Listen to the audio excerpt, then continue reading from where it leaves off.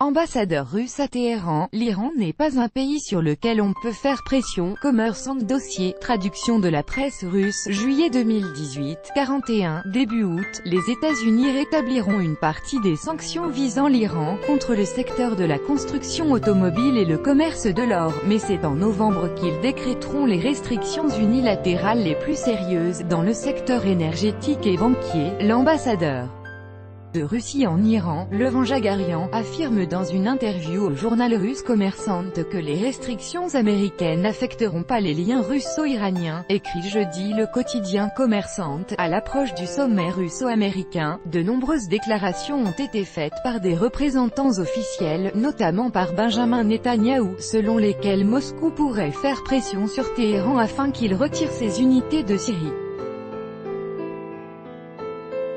Avant tout, je voudrais rappeler que la présence militaire iranienne sur le territoire syrien est légale.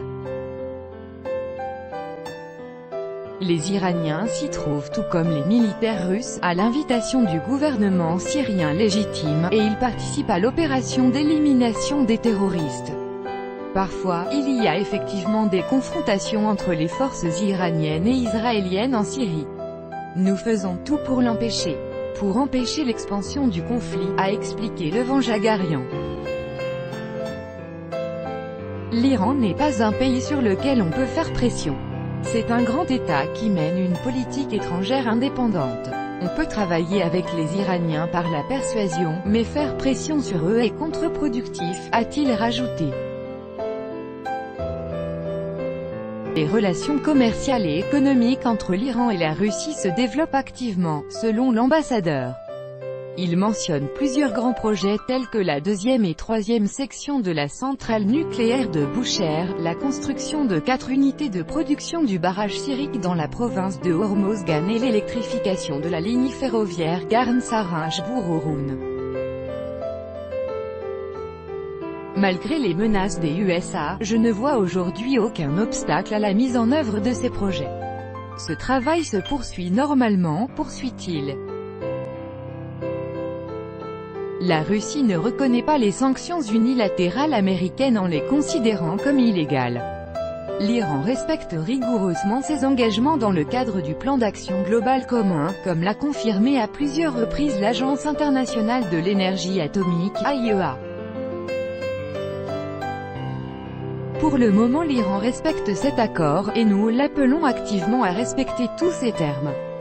Les principales puissances européennes, le Royaume-Uni, la France et l'Allemagne, reconnaissent également que l'Iran remplit ses engagements.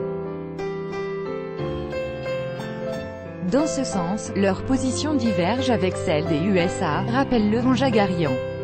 Avec ses partenaires chinois et européens, Moscou continue de chercher des solutions pour élaborer des mécanismes permettant à l'Iran de continuer à tirer un profit économique du respect du plan d'action. Les Européens misent sur la loi de blocage, Blocking Status, adoptée en 1996 pour protéger les compagnies européennes contre les sanctions américaines. Nous verrons s'ils parviendront à l'appliquer vis-à-vis de l'Iran.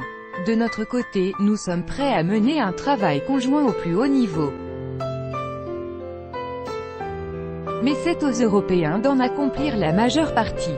Parce que les Iraniens n'ont aucune réclamation par rapport à nous ou aux Chinois. Mais il leur faut des garanties des compagnies et des pays européens, a conclu l'ambassadeur de Russie en Iran. Les opinions exprimées dans ce contenu n'engagent que la responsabilité de l'auteur de l'article repris d'un média russe et traduit dans son intégralité en français.